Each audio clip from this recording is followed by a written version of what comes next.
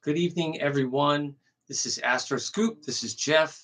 This is my Astroscoop live stream, and I believe this is number 13. So, lucky number 13, a baker's dozen. 7 p.m. Eastern Standard Time.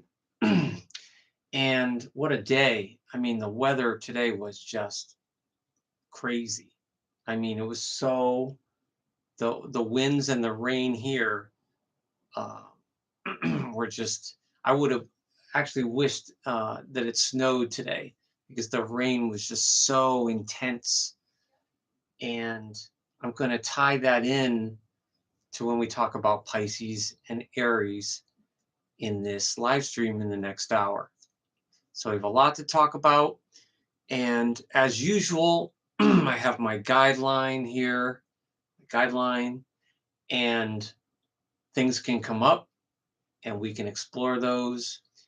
And I encourage everyone to ask a question and make it as interactive as possible. That is the fun way. So don't be shy, please. There's my welcome message. All right, so let's see. All right. So, like I said, the rain today, like a deluge, unbelievable, unbelievable. So, wherever you are in the world, I hope that your weather is not too intense or inclement, and I hope spring is treating you well. So before we start, I just want to give a shout out and some thanks to the United States. In the last 30 days, I've had most of my views from the United States, which I appreciate. But number two, I think this is the first time in the history of Astroscoop viewing that the country of Russia has given me the most views after the US. So thank you so much, Russia. That's really interesting. And if you are from Russia or you see this at a future date for the replay, can you please comment and let me know what kind of astrology is practiced in Russia today, or what kind of astrology was practiced historically? But I'd be curious to know about Russia and about the current state of astrology, personology, tarot, any of that. I'd be really interested. And because we are in spring in the US here, I don't know what the weather's like in Russia, but we are in the sign of Aries. We just came off the Pisces sign and the Pisces Aries cusp, which we're going to talk about. So I see there's one person here. That's good. All right, we're starting off. I just put here, welcome. Please comment if you have a question about your birthday. I just said, please ask. Don't be shy. And hopefully, eventually, we will get more people in here so that we can start to have a conversation about someone's chart. And I think I mentioned this in a previous live stream. When I went to some astrology classes when I was a teenager, the astrologer used to put a chart on the board like an easel, and each time they would do a different chart. So that's what I'd like to do at some point. Maybe I will get an easel. I don't know how well you can all see this. If it's legible, it might not be. And we could talk about someone's chart that's in the chat. And obviously, if you wanted a full chart done or a reading, I could give you my rates on that. You could contact me or comment below. You can also contact me for any questions or for a reading or a report. It's Astroscoop, ASTROSCOOP at zohomail.com. So that's Astroscoop at Zoho, ZOHO mail.com. And I'll get back to you with my rates. And my rates are extremely reasonable, probably for the most part to my detriment.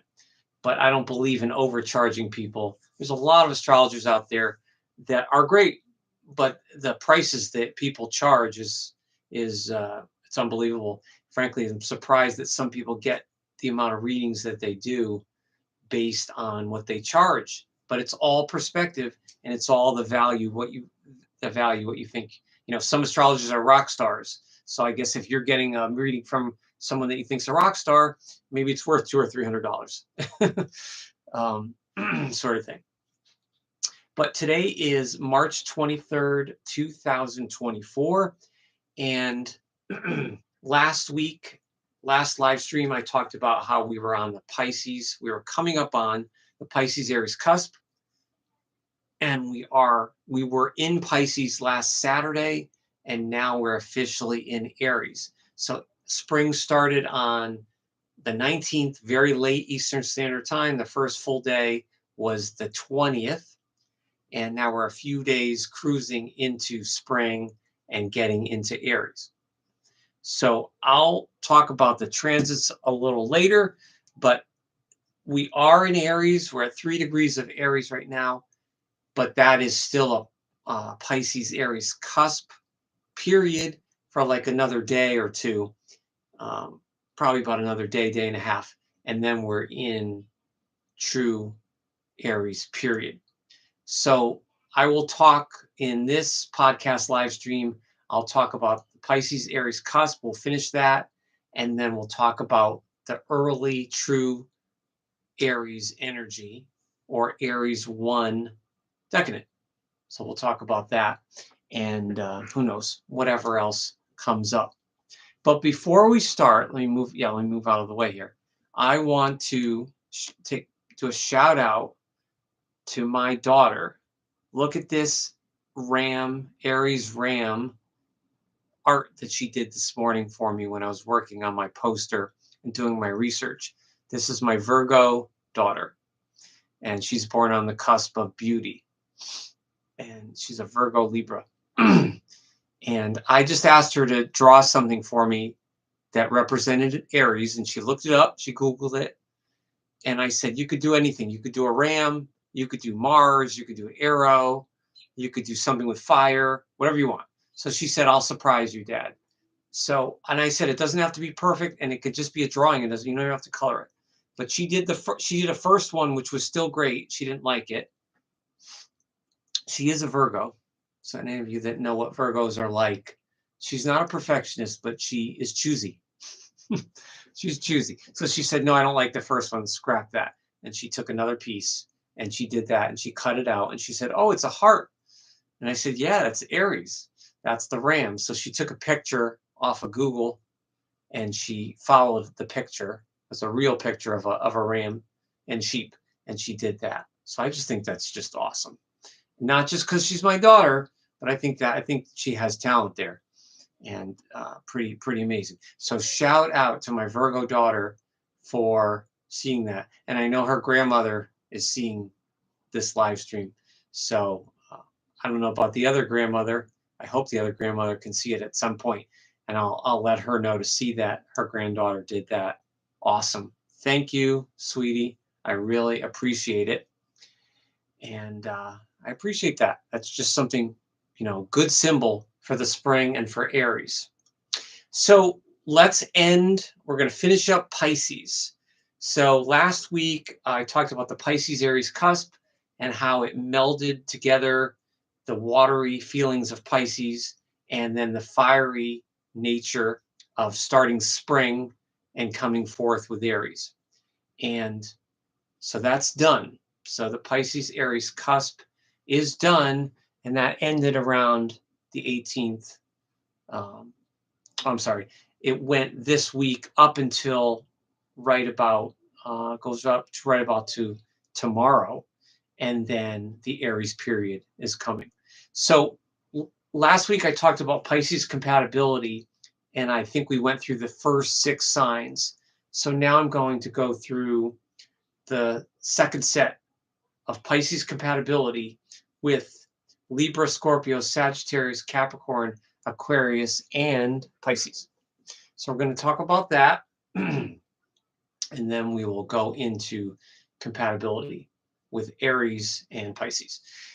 So the Pisces period ends, and Aries there. So we're going to start with Libra compatibility with Pisces. And I did a score of 1 to 10. It's my cat. Score of 1 to 10. So 1 would be like ultimate compatibility, and 10 would be perfect. So this is just sun sign compatibility. So true compatibility goes way beyond the sun sign. You have to look at Venus and Mars, the moon, and you look at other planets and you put that all together. So I could do that for you if you want that. I could do that with a friend relationship, a work relationship, a love relationship, marriage, or your child or your grandchild, and you know, a music or hobby partner, anything like that. So Pisces and Libra. How does Pisces and Libra gel or vibe? Well, Pisces is a water sign, as we know. Libra is an air sign. And Pisces and Libra are inconjunct in the zodiac, which means they need to have some sort of adjustment with each other. They're water, with water and air, the elements are completely different. The qualities are different. Pisces is mutable, which is restless and changeable. And Libra is cardinal, which is push and force and likes to be a leader. So Libra likes things on an even keel. Librans are emotional to a point, but their feeling nature is more sentimental. It's not as pronounced as Pisces. So Pisces people almost always have a very strong feeling nature in relationships, which Libra will appreciate, that caring, but also could throw Libra off. It could throw the scales of Libra off. So Pisces, I give it a 4 to 6. It's between a 4 and a 6. 5 would be absolute in the middle, like kind of mediocre to average. So it's 4 to 6, depending on other placements. So Scorpio is the next one. So Pisces and Scorpio are a trine. They are fellow water signs. And the Pisces-Scorpio matchup is sort of a classic water sign matchup. It's very historical. It's classic. It's Richard Burton and Elizabeth Taylor. So Pisces and Scorpio can do really well together if their moods are stable. Now, both signs are extremely emotional and can be very secretive, and they can be secretive with each other, but they will also sense, they're both intuitive, so they'll also sense when their partner needs that space and privacy. So they may understand that more than another element, like an Aries or, you know, or an earth sign. So it's 1 to 10. It's 1 to 10, or I'm sorry, 7 to 10. 7 to 10. So 10, that could be, it could work really well. And you would look at Pluto and Neptune for the rulers. Next we have is Sag. I gave Sag a score of 5 to 7 with Pisces. It's kind of hit and miss, but it can work. Sag is freewheeling and carefree. Sag is fun. Pisces will appreciate that fun and cheerful side of Sagittarius, especially when Pisces is feeling melancholy. Sag can bring them up. And they're both into faith and beliefs. They both operate a lot on faith and beliefs as opposed to logic. So they can vibe with that. Sag can be a little blunt, so that can hurt the Pisces feelings. And Pisces can be a little bit of a wet blanket, if you will, with Sag. But that can work. It's in the middle, kind of like Libra. It's in the middle, but it depends on Jupiter for Sag. It depends on the Jupiter and Neptune placements. So next is Capricorn. I give Capricorn between a 6 and a 9. Capricorn and Pisces are sextile in the zodiac, and I talk about sextiles meaning kind of a natural friendship in the zodiac. So 6 to 9 is a high likelihood of getting along. What they have to be aware of, and I mentioned this in my video, is heavy or melancholy moods, because both Capricorn and Pisces tend to have a melancholy disposition. You have to look at Neptune and Saturn for Cap. And also you would look to their moons, look for your moon signs there to see how you would emotionally come together. But there's a good friendship there. Earth can support the water naturally, and Pisces understands the Capricorn seriousness and being reserved. Pisces understands that. So Pisces could be easygoing with that. So that could work. So next is Aquarius. I give that a 1 to 10. Total hit and miss. Could be a 1, which is the worst. It could be a 10, which could be great. Aquarius and Pisces sit next to each other in the zodiac, and they're the last two signs, the 11th and 12th. So you have to look at Uranus and Neptune in the charts of the individuals to see about the compatibility. But Aquarius and Pisces, the reason I say it's 1 to 10, if they're these two individuals are not grounded at all, it would be a 1 or a 2, because there's a zany mix there, and both signs can be very peculiar depending on the decanates. Peculiar and different. They will appreciate that with each other, but they could also repel each other with their differences. And Aquarius is very detached for the most part. So Pisces may not like that. And Pisces is really attached for the most part, although they can be reclusive and they can detach.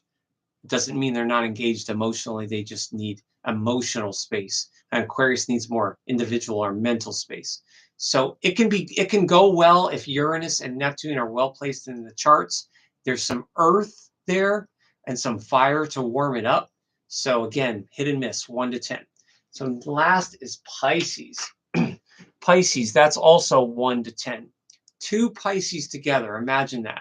I had a friend in high school that his parents were married for, I think, 20 years. When we met, we were 14 or 15. His parents had been married for 20 years. And they got along well, but they bickered and argued a lot. So that's just one couple. But they were both Pisces, and they were both very sensitive, both really good cooks. I remember they were both really, really good cooks, and they were into food and comfort. And so when they were feeling good and feeling secure, two Pisces people can do well, and they will effortlessly understand each other and be empathic. But if they're feeling off, they're feeling melancholy or sad or in dark moods, that would be really tough. It can go, and there's no sense of reliability there. Depends on the Mars placement for their energy and Neptune for how their sun sign, their Neptune planet, how it works with the rest of the chart and how it works with the other person's chart. And Pisces is wet, ebb and flow. Pisces is water, it's flow. So it really depends on how they flow together. But there has to be some defined, the relationship has to have definition for two Pisces to work. So that's total, complete hit and miss, 1 or a 10, depending. Could be anywhere in there. So that's the Pisces wrap up for compatibility. I have 2 Pisces videos I did in the last few weeks that talk about the 12 signs of compatibility. So please check those out. Find your sign. And if you watch this replay, please comment. What sign are you? And if you are a Pisces or you're not a Pisces, but you know one or have been in a relationship with one, please comment. What was it like? All right. So the Pisces Aries cusp, as I mentioned, that's ending tomorrow, goes up till tomorrow or about the 25th. And then the Aries period started on March 20th. And then we go into what we're coming up on this week. Aries, the 25th, 26th is the true Aries period. It's the Aries 1. And in personality, it equates to children, or it equates to a childlike or childish perspective of or point of view on the world. Because I talked about in Pisces, the last decade of Pisces related to someone that was in an advanced age, possibly 80s, 90s, or 100, because of the wisdom of the zodiac. So now we're starting the zodiac all over again. The Pisces Aries cusp is the first start, and then Aries. Aries 1 is the very first start of the true zodiac. So now we're into the Mars period, and the sub-ruler is Mars, starting from the 25th or 26th to April 2nd. So if you know anyone that's born that week, they will tend to be a true Aries person, and it's a double Mars person. So it's a child. It's the child. It's rebirth. It's brand new. So the wisdom is that of a child, and not necessarily that coming from other signs, because it's beginning the signs. So going up to April 2nd, if you know anyone born that week or you're born that week, you have the child, which I said, that's the theme of the child. They are frank. You could be named Frank, but their expression is truly frank, just like a small child and just like a baby. It's purely frank for getting their needs met and their wants telegraphed to other people. Is a true arrow. It's the most direct arrow of any week of the zodiac, and any decade of any sign is the Aries 1. And this can create kind of a naive personality, because this is really, really important with an early Aries person.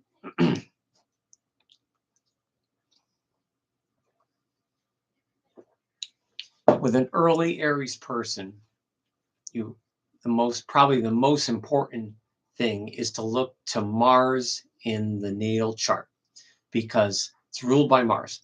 Now, we talk about that with every sign, to look for the ruling planet and what sign it's in. But for Mars, you really need to look at the Mars sign for Aries, because the Aries people I've known in my life, and I've known a lot of Aries people, the Aries personality or the charge of Aries will very much be guided by their Mars sign. And a Sun in Aries person born, let's say on the 26th or April 1st or April 2nd, April 25th, March 30th, it's fire. It's pure fire, right? Aries can be direct, Aries can be aggressive, Aries can be assertive. But with the Mars sign in another element, it will drastically change how that Aries person uses their energy with other people. So I'll give you an example.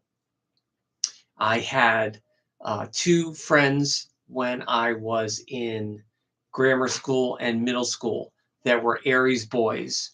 And later on in life, I looked up their charts, and they have Mars in Taurus.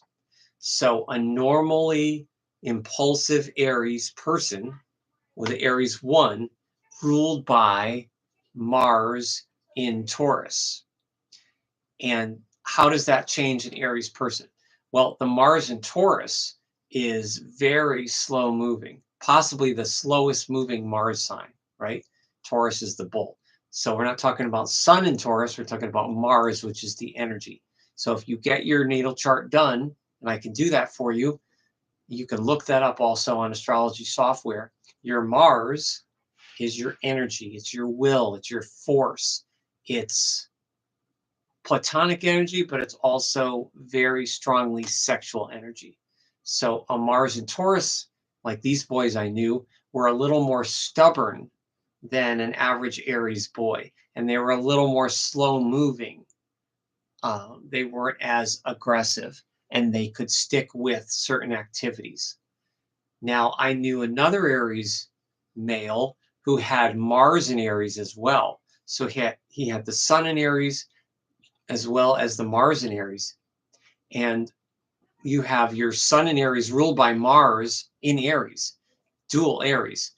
So you really have to look to the rest of the chart to see if there's any water or earth that would soften or calm that Aries fire down. And that kid was awfully wild and risk-taking and very, very fiery, very typical early Aries. Absolutely. I've also known other Aries people with a Mars Aries person with a Mars in Virgo. Now that's Earth like Taurus, but very different. Mars in Virgo is more practical. It's more into work and tasks. So that gives a normal, impulsive Aries person a more detail-oriented thing. Excuse me, one moment.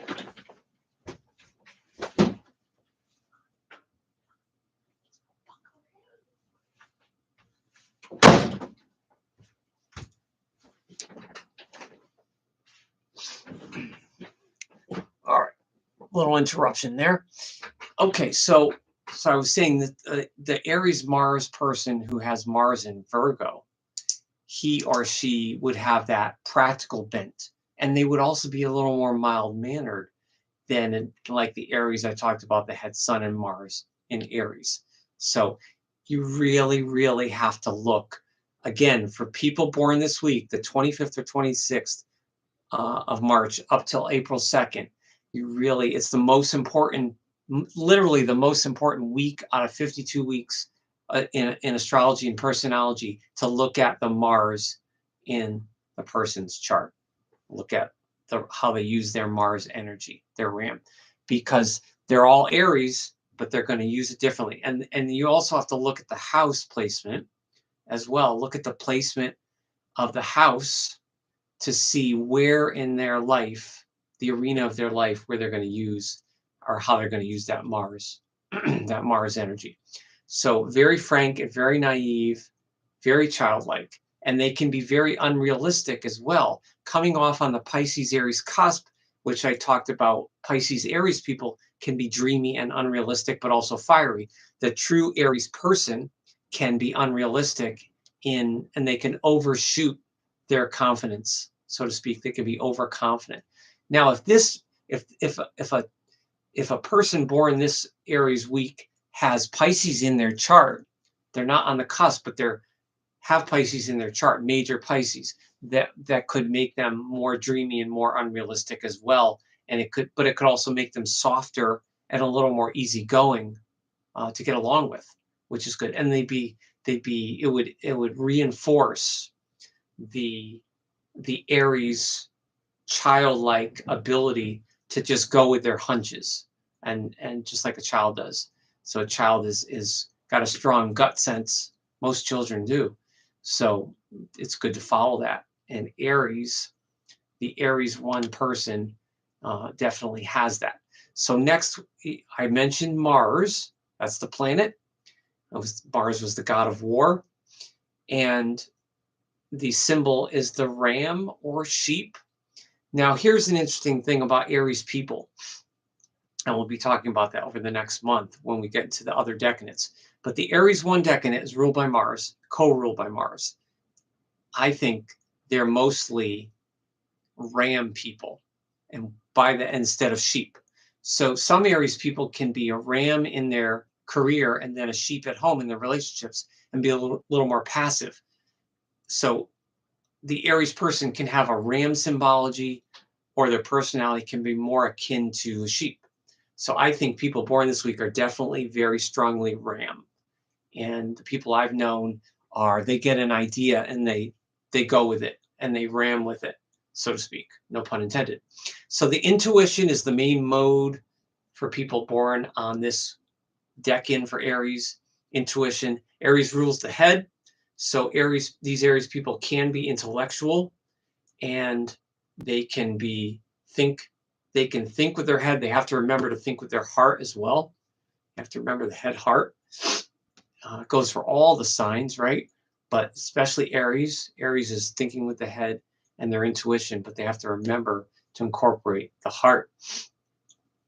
And the intuition, the lesson with all this frank energy and this intuition and fire, the lesson is quiet. That's their main lesson, is to develop quiet and to develop an appreciation to be quiet. And of course, other signs can help with that. But that's the main, I would say, main lesson. And also, if someone has or had the node The node is the dragon's tail in astrology, and the nodes are fate and destiny. So a lot of astrologers get really deep dive into the nodes and the fates. So if you have a node in Aries and it was in this degree, it was early, especially if it was like 0, 1, 2, or 3 of Aries, and you had it on a node, that would mean either your current life or your past life, you would have a lesson to let go of being childlike, either to become more independent or become less independent, and be more balanced. So that also indicates a lesson after learning about quiet is learning to ask for help. Now, of course, as children, we all innately need help. We're always asking for help. As a baby, we're always crying. Then we're a toddler. Then we're a small child. Then we're a big kid. Then we're a teenager asking our parents for credit cards or for a license or help with this, applications for a job or college or whatever. So we're always, as children, we're always asking for help. So that's natural as a child. But adults that act like a child in this decan don't want to be treated like a child. So there's a dichotomy there, and they need to learn to ask for help. It's okay to ask for help. It's good to be truly independent and not overly needy, right? Especially, or not be codependent with people. That's a positive thing. But asking for help is also positive. And asking for help is not a negative. That's not a weak or negative thing in and of itself. I know so many adults that don't know how to ask for help. Now, I've learned over the years, I guess I was somewhat like that, but I've learned over the years, you know what? Life is too short. If I don't know how to fix something in my house, guess what? I'm calling a plumber. I'm calling an electrician. I could care less about my pride. If I don't know how to fix something and I need something done professionally and I need it done well, you know what? Sometimes it's just worth spending the money. Does it suck because things are expensive? Yes. And there is a big DIY world, do it yourself. Great. Absolutely. But for the Aries person, especially this decan, there's a really, really good lesson to ask for help and balance that. You can give people help. You can offer your help, and you can ask for help when you need it. So find out what you're great at, what you're strong in, and then offer that as help with other people. You can do it that way to balance that out. All right, so we're about halfway through. Not sure if there's anyone here.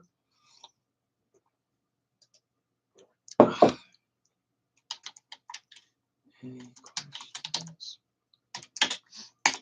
Not sure if anyone's here, but hopefully people get on the replay. I know I have several viewers that have commented me that this time necessarily doesn't work for them, but that they always catch the replay later tonight or tomorrow. So that's why I'm doing it for. It's just like my own podcast and my own learning and kind of doing long form videos. And this helps. This is fodder for future live streams and for future videos as well. So if anyone has comments, I'm open to constructive criticism as well. Be kind. You could be blunt. You could be honest. I've gotten some comments about my videos. One guy mentioned about a video I had a year or two ago, and he said, "Oh, I hated your video," but he described why he didn't like it. And then at first I was like, "Whoa, he hated it." But then I watched the video back, and I was like, "Oh yeah." I was like, "Yeah, I cringed." It was a bad video. I was mumbling over my words. I repeated myself. So I totally understood what he was saying. And of course, we're all going to do videos that are bad, or we're going to do live streams we're not going to nail it every time. We're nervous or we're tired or whatever. But that really helped because he pointed out some things. I went back and watched it again, and then I watched it again, and I was like, yeah, he's right. It was just an okay, mediocre video. It definitely wasn't that interesting, and I didn't get to the point quick enough, that sort of thing. So that's why I like the live stream here, because I can really elaborate on my points. I can talk, and but feel free to fast forward or go back, and I'm talking more. I'm taking elements from my videos that I've just done, or usually within the last week or two, and then I'm just elaborating here. So my 4 or 5, 6 or 7 minute video here, it's the same kind of material, but we could go a little more in depth on the celebrities and other things that you might want to hear. So please, please comment. And I mentioned at the beginning, at the top of the hour, I mentioned that Russia is the second biggest country watching my videos right now in the last 30 days, which is amazing. That's never happened. So I'm not sure why that is, but I truly appreciate it. So if you're from Russia or you watch this video in the future, thank you. I appreciate it. And let me know what sign you are if you're from Russia, and let me know what kind of astrology are Russians into in 2024. I would really be interested. So a few months ago, I had Argentina and Mexico and what was it? Guatemala, I think. I had all those sorts of countries over there that were watching me, which was awesome. So it's just, this YouTube thing is, it's really interesting to see who tunes in. So the quiet and the help is a lesson. So well defined. This is a childlike Aries decadent that is well defined. Aries tends to be well defined. Aries is not usually a sign that doesn't know who or what it is. So the innate energy of Aries usually can be both a little insecure, like a child can be insecure, but can also have a natural confidence without even any experience. And Aries, almost all the Aries people I've known have had a confidence about them. And of course, as Aries people mature and evolve in life, that maturity and that confidence grows into becoming hopefully a good leader, because Aries are natural leaders. But a good leader is someone that collaborates with whoever they're leading, their followers. It's not someone who dictates and bosses people around in an unpleasant manner, which Aries can do sometimes. So this decade is well defined, but there's a big part here to acknowledge immaturity. And this kind of goes for an Aries person at any age. I corresponded with someone that was an Aries born this week, and I believe they're around 60. And this person is incredibly gifted with all sorts of things, astrology and healing and Native American wisdom. And I corresponded with them briefly, but there was something kind of immature about the person. I couldn't put my finger on it. Person's ideas were very childlike and not necessarily in the best way.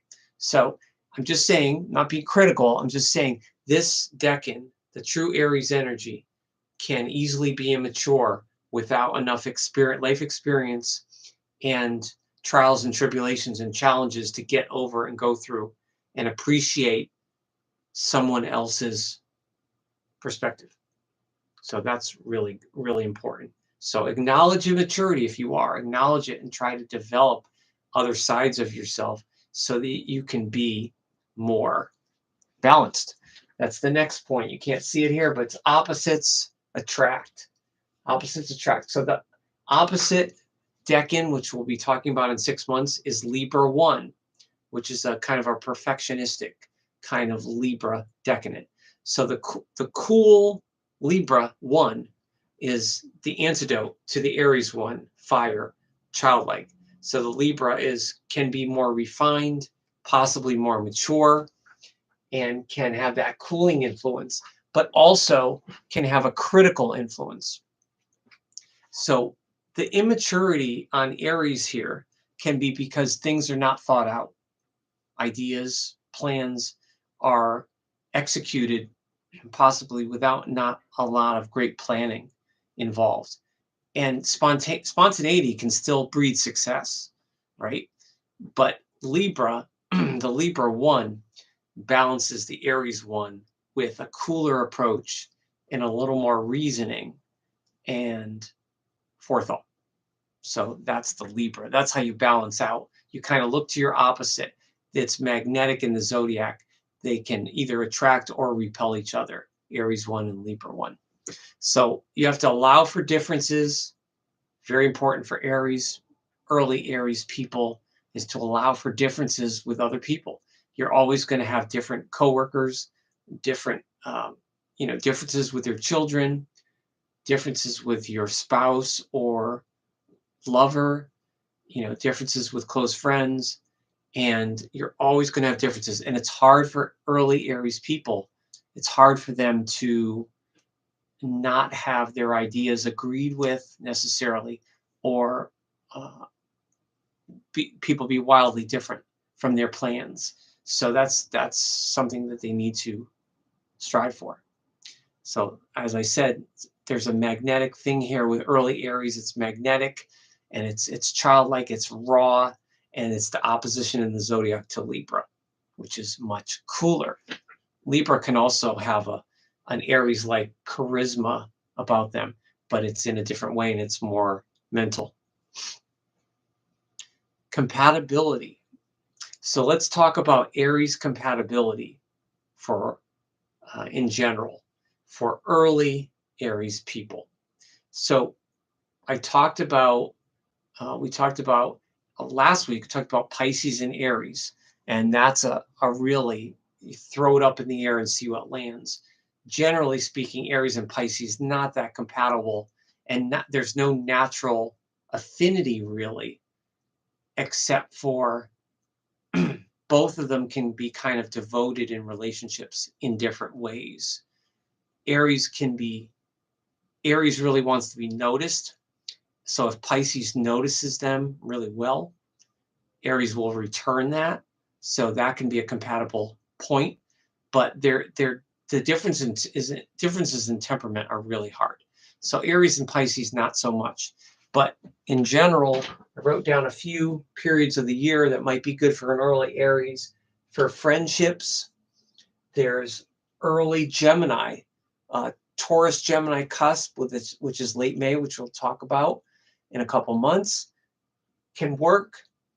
And Gemini 1, which is the first true early Gemini period, Gemini 1 and Aries 1 are sextile. So there could be a natural friendship there, which could work. Also, Sag 1, early Sag can work. Sag and Aries have a natural, direct, honest expression with each other. So that will be appreciated. The problem lies with Aries and Sag is the bluntness and directness. So that overflow of expression with the two fire signs can clash.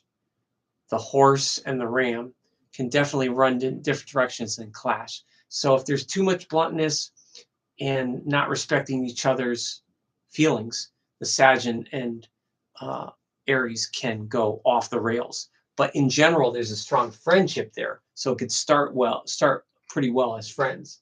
And there's also other periods in the zodiac. Aquarius, some Aquarius dates can be good for Aries for friendship, and a lot of open-minded ideas and friendship there. For love, Aquarius,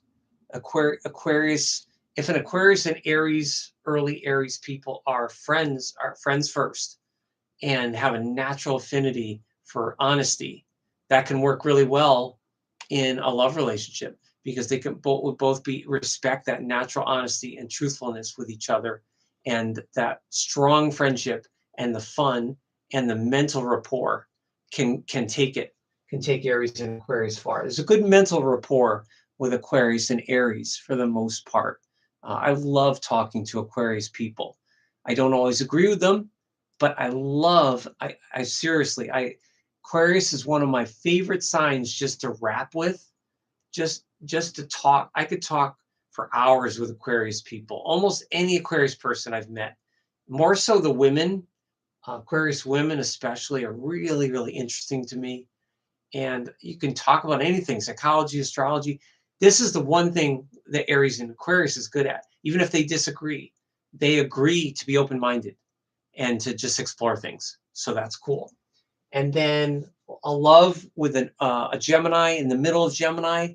I said the friendship can be, Gemini can work too, because there's a lot of spark there between Aries and Gemini, and that can turn into a love relationship. Not necessarily marriage or long term. So then for marriage, that's tricky for Aries because you got to look at Mars, and you got to look at, for Aries, you really got to look at, like, is there earth and water there to bring the Aries down to a calmer gear, because Aries 1 people can be pretty fiery. So marriage, I said Taurus. Taurus 2 would be good, possibly for Aries. Taurus has patience. Taurus can handle Aries for the most part. Some other signs can't handle Aries, the Aries impatience in this decadent, the childlike impatience, but Taurus can hang in there. Taurus is tough. Taurus can most likely. And Aries appreciates the patience of Taurus. Aries can appreciate that. So Taurus 2, maybe a Leo 2. Aries and Leo can have a natural affinity for each other in terms of activities and doing things in a big way and fun. And they're both leaders. They're both leaders. So an early Aries and a middle of the road Leo can be good leaders together, as long as they lead together and their goals are the same. If their goals and values are similar, there could be good friendship and possible marriage there. And Capricorn, I threw Capricorn in there. Now, Aries and Capricorn are square in the zodiac. An early Capricorn person and an early Aries person are square. So a lot would depend on their Mars and Saturn placements. The early Aquarius people I've known in my life, early Capricorn people I've known in my life they are bossy, sort of bossy in a quiet way. And they're very preferential. They have strong preferences, but they're not loud and fiery like Aries. So an Aries person and an early Capricorn person, if they're mature, they would lead together, maybe quietly or in different ways. But the Capricorn, like Taurus, can handle Aries. The Capricorn is grounded, it's practical. Capricorn takes things seriously. So that helps maybe the immaturity of Aries. It could help them, or it could squash their fire. So that would depend. But Capricorn is also a possibility for long-term. Capricorn usually has the long-term goods for relationships. A positive, healthy Capricorn can go the distance, and Aries would feel that and would appreciate that. So that's just some compatibility with Aries. There's a lot more there, and obviously, if you were an Aries 1 person, I would have to look at your whole chart, and especially your Mars and your Venus, to find out who you might be compatible with, and with a current partner, how your compatibility lies with their placements.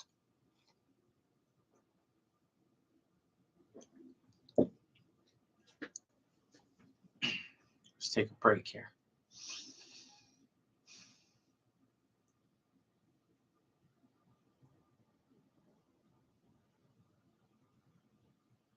All right, just a little silence there. I'm modeling a little bit for Aries folks. For Aries 1 is the quiet. Try to get a little quiet. So let's talk. So we have, all right, so we're coming up on the hour here. Not sure if anybody else is here, but let's talk about Aries celebrities. So early Aries people, as I've mentioned, are true Mars people. They, in my opinion, are the most ram-like, and they tend to be more ram than sheep. So that's the symbol. And also the Mars glyph with the arrow, that's Aries. So Aries people need an outlet in life. Their work, vocation, or strong hobby or interest has to have an element of major challenge to it. There has to be challenge. Aries sometimes likes things easy, and they want things quick. These Aries people want things quick, but they love challenge, and they absolutely need challenges to overcome. or life will quickly become boring to them. So Aries people can kind of create a little bit of chaos and can create some strife naturally because they want challenge. Doesn't mean they're looking for a fight per se or looking for a beef, but they can stir it up because they like challenge. So let's keep that in mind. Keep in mind the challenge and that self-expression when we're going through the famous people and celebrities. So here I have Diana Ross. The first one, she's the first one that came to mind when I thought of late March or early Aries people, or early April Aries people. Diana Ross, who's going to be 79 this week. Amazing. 79. Wow, she's amazing. And of course, she's got that hair and everything. And her direct, frank, fire expression. You know, she had that song, I'm Coming Up. Is it I'm Coming Up or I'm Coming Out? Not sure. But it's just that the whole vibe of that song. I want the world to know, gotta let it show. I'm not sure if Diana has any Leo there, but again, you got to look to Mars. But she's an amazing example of a raw Aries talent. Next, we have Marvin Gaye. He was very unique, and he was a trailblazer in R&B and soul music, undoubtedly a trailblazer. And early Aries people tend to be leaders. Like I said, they tend to be the pioneers and leaders, and they tend to blaze the trails instead of following them. Now, of course, there were many soul singers that came before Marvin Gaye, but I got to give him that respect of how he carved out that unique independent niche.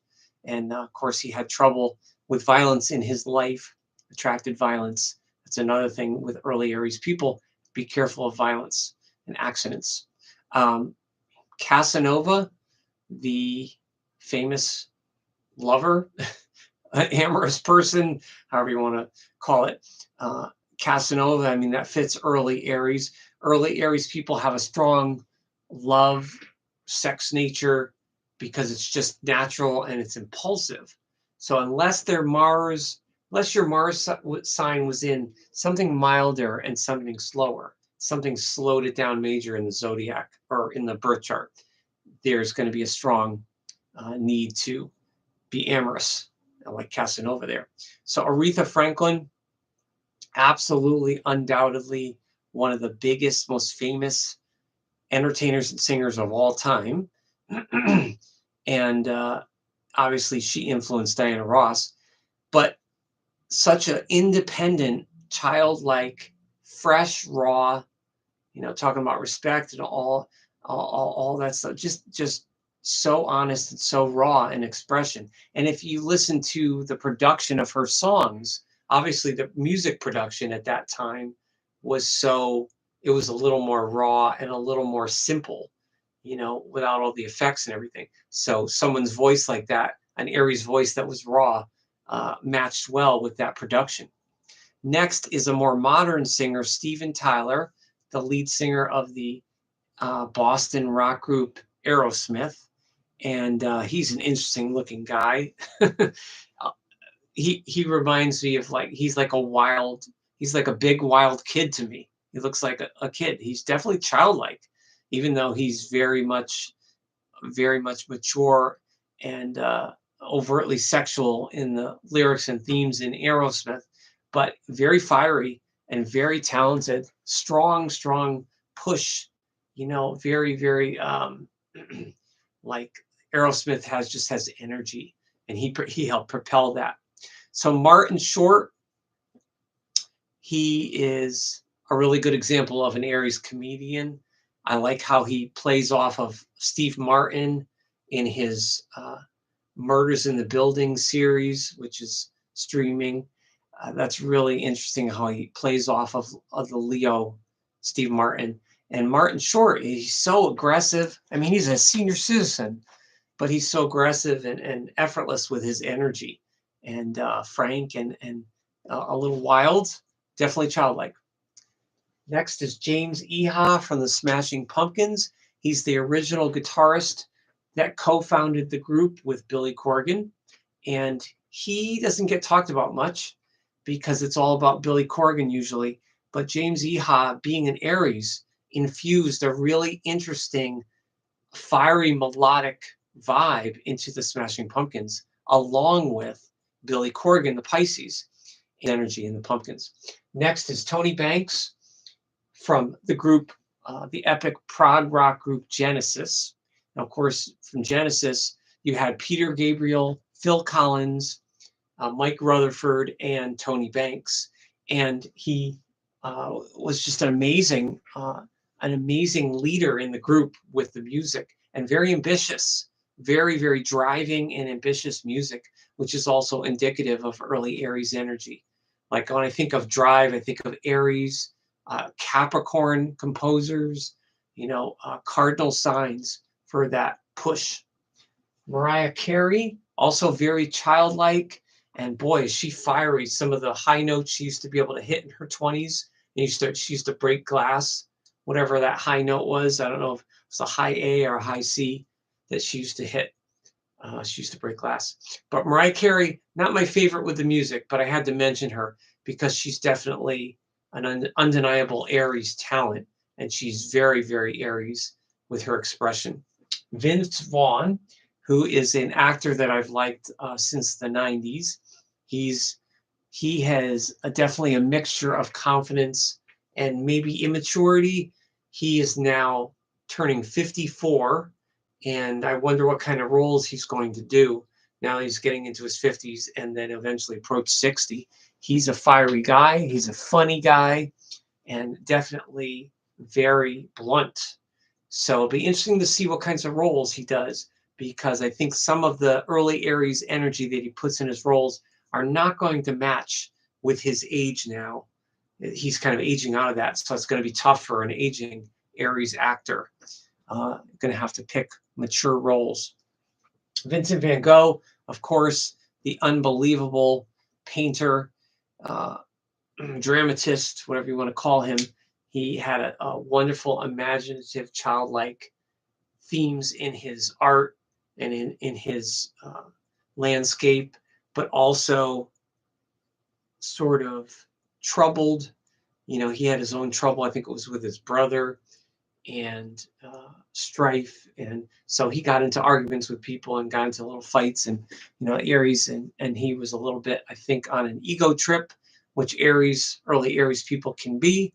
So you have to be careful of that. But Vincent van Gogh, everyone knows about him around the world. He's one of my favorite in that category of art. I did get a chance to see the Van Gogh Expression exhibit. I think that was 2 years ago. I got to see that in a city, and that was really awesome. That thing is so worth going to. You got to go to that exhibit. It's just 360, and his stuff. And his stuff is so vibrant. I mean, obviously there's artists and painters out there that have vibrancy in their work, but if he's not a true Aries, early Aries, vibrant artist, I don't know who is. Just absolutely amazing. Next is Herb Alpert, and he goes way back to like the 60s. He's a jazz trumpeter trumpet player, and he's great. I like him a lot. My dad liked jazz, and he always appreciated Herb Alpert on the trumpet. He was one of the few Caucasian white trumpeters in that time in the 60s and 70s. I don't think there was a lot, and he was one of the best. And he blazed the trail. Early Aries energy, blazing a trail. He has a song called, it's like Route 101. It's like this soft instrumental piece, and it gallops along almost like it's almost Sagittarian to me because it gallops, but it's got a nice drum and a nice beat, and he moves it right along with his Mars arrow. Next, we have Christopher Walken, one of the best old school theater and film actors. I think he's kind of underrated for his film. One of his best roles is Dead Zone, is the film adaptation in the 80s from the Stephen King story Dead Zone, which he is unbelievable in. He's so vulnerable and childlike. He plays a middle-aged person that goes through all these troubles. I won't, if you haven't seen it, I won't spoil it. But he finds himself in this dead zone, and he's so fiery and so just fired up about it. I got to find another word besides fire. But he's just so good. Christopher Walken in The Dead Zone. And also he was in a lot of other good movies, and he can play kind of a villain or kind of a bad guy. He could be a little cocky, a little aggressive, but he's also really funny. Early Aries people can be very childlike, charming, and they can also be very funny. So that's definitely Christopher Walken, one of my favorites. And Haydn, the composer, he's early Aries composer, and definitely embodies early Aries childlike fire. I think you can hear it in his compositions. So check out Haydn. And as always, I had more. I actually have some room this week. I was going to fill it up with more celebrities, but I didn't know how big our art piece was going to be from my daughter. So I wanted to leave that. I just want to say again, like, look what my daughter did. My Virgo daughter, thank you, sweetie, did that for me this morning. And I just asked her to draw something simple. And I didn't think she was going to do something so thorough, but she did. That's amazing. So I'm glad that this is on video for people to see in the future, because when she's older and she can look back at this and say, yeah, I did that in 2024 for the Aries season for my dad, for Jeff at Astroscoop. Oh, I also we're getting to the end here. I think I'll talk a few more minutes. I'm not sure if anyone's here.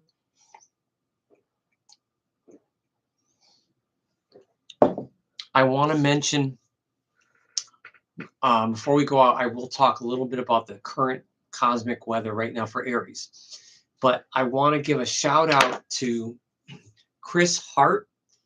She's a Canadian singer, songwriter, artist, meditation practitioner, music frequency expert. Her channel is Supernova Meditation Project. Check her out. And Chris, thank you so much. If you see this, Chris, thank you so much for shouting me out on your channel on YouTube, and what you said about me and Big E, about Eric with astrology, about us being your teachers. That's really, really sweet. Well, I'm learning from you as well, especially that I said in the very beginning when I followed your channel how unique you are in taking these chords and the meditation and combining it with all the Aries, all the zodiac signs and the planets. It's amazing. So you're doing wonderful work, and I really, really appreciate it. One love. Thank you. I really appreciate that. So check out Chris. She's in Canada. Supernova Meditation Project. And she's on YouTube, and she's on X or Twitter, and I think she's on Instagram. I'm not sure, but definitely check her out. And there's a whole host of other people that I really appreciate as well, in the astrology, healing, and music fields. But I wanted to just point out Chris, because I've been watching her videos, her meditations, and they're really, really, truly unique and interesting. So keep up the good work, Chris. Thank you. So let's talk a little bit as we go out here, last few minutes. I'm going to talk about the transits for Aries. So here is the cosmic chart for tonight. So this is Eastern Standard Time, and we are at 3 degrees of Aries, as I mentioned, which is still the cusp period for another day or day and a half. Once we get to about 5 to 6 degrees, then we're going to be in true Aries energy, which is the Aries 1 decade. Now, in addition to the Sun in Aries, we also have the Node in Aries, which I mentioned, but Mercury is now in Aries. So our communication, our collective communication, is much more direct now. And you can really use that to tell people what's on your mind and how you feel, and not be so shy. But be careful of being blunt and hurting people's feelings. So, Mercury in Aries is like, it's wonderful, but it's so to the point that some people are turned off by it. So it can rub people the wrong way. So Aries people, especially if you have Mercury in Aries, be careful this time of year to not be too blunt. So Sun, Node, and Mercury in Aries. We still have the outer planets in Taurus. And what's interesting now is Venus is in Pisces, as I mentioned, along with Saturn and Neptune. But now Mars, I circled it right there, right over here. Mars right there. Mars is in Pisces, which is awesome. So Venus and Mars were conjunct in Aquarius, which was making love and sex kind of weird, hopefully positive. And now Mars has gone into Pisces. And Pisces Mars, that creates steam too. I talked about in my video how Pisces and Aries, the fire and water, can create steam. So because Aries is ruled by Mars, Aries people born this week, but all through this Aries period, you're always keeping Mars in your mind. You're transiting Mars and your natal Mars. Keep all the Mars. It's all about the Mars. It's all about the Mars, baby. But the Mars in Pisces is interesting because Mars and Pisces people I've known tend to be very shy, but they're strongly emotional and powerful underneath. Their emotions can be turbulent, but they won't necessarily show it because they're retiring and a little shy. So you have to prod them and you have to respect them and get to know them. And it takes patience because they don't always share what they're feeling, and they can get bottled up. The Mars and Pisces can get bottled up with all those sensitive feelings, and they can be very easily hurt. But the Mars and Pisces is so good for music. Like Mars and Pisces, Phil Collins comes to, off the top of my head, comes to mind. Phil Collins from Genesis. Amazing. Mars and Pisces. Listen to the feeling in his voice and the expression for an Aquarius, an air sign. In fact, he's a double air sign, and he has Mars and Pisces. So Mars and Pisces people, no matter what else is in the chart, will express that sensitivity. But they can also be cranky. There can be dark moods too. So they can be thrown off. They can be unreliable. They can be cranky. So that's the collective Mother Nature's energy right now. So let's call it Mother Nature's energy in the sky. So her energy is in Pisces, and it's going to go through Pisces as we go through the Aries season. So it's changeable. The Mars is changeable, and it's all about feelings, intuition, along with the Aries intuition. So use that together. Use the Aries energy to take action. I said in one of my videos, this is time to just participate. You have to participate in life with Aries. It's not a time to be shy per se. And also Aries, the opposite sign. If you're Libra, any Libras that watch this, think about it. You can tap into your opposite sign, which is Aries. Again, there's always an attraction there with the opposite signs, Aries and Libra. So you can be like an Aries sometimes with your mental leadership, right? Libra's like a mental leader, and Aries is like a personal leader. So tap in, if you're Libra, tap into the Aries planets, because there's not much going on with air. The Libra's laying low, no major transits. Gemini is intercepted tonight in the 9th house of higher education. No major transits there, unless you go deep into the asteroids and stuff. And then, of course, Aquarius is much lighter. We only have Pluto at 1 of Aquarius now, moving forward. And Pluto, of course, will be forever. And I'll keep saying that every week. And then we have Aquarius on the bottom of the chart. So we don't have Aquarius strongly accented anymore, nor do we have Gemini or Libra. So I mentioned a few months ago how the air signs were low key. So air signs, you're taking a chance. There's a chance to breathe and just breathe and get your air, regain your air, so to speak. The Aries energy should refresh the air signs. It should give you a burst, the fire. Usually air signs like the fire, like a little fire in people. And there can be a good spark there. So just, of course, we don't want to spark too hot. But so the air signs are kind of doing that. But lots of Pisces, along with the Aries energy, lots of Pisces energy. The moon is in Virgo tonight, which is kind of low key. The weather was extremely stormy today, which was indicative of kind of Mars and Pisces. But the moon in Virgo is more grounded, or at least tries to be more grounded, with the Virgo moon.